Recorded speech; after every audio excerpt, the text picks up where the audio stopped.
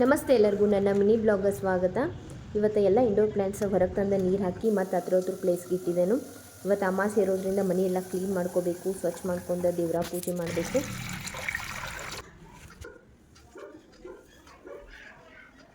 ನಮ್ಮ ಗಿಡದಾಗ ಆಗಿದ್ದ ಹೂವಿದಿಂದ ಹಾರ ಮಾಡತ್ತೇನೆ ದೇವ್ರಿಗೆ.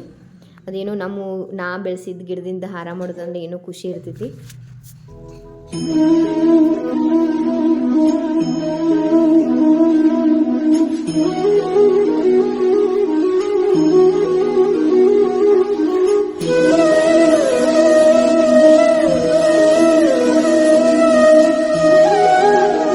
ನೈವೇದ್ಯ ನೋಡ್ರಿ, ನೈವೇದ್ಯ ನಾವು ಸಿಂಪಲ್ಲಾಗಿ ಮಾಡ್ತಾನು. ಒಂದು ಸಜ್ಕ ಮಾಡಿದೆನು ಮತ್ತು ಮಸಾಲೆ ರೈಸ್ ಮಾಡಿ ನೈವೇದ್ಯ ತೋರ್ಸತ್ತನು.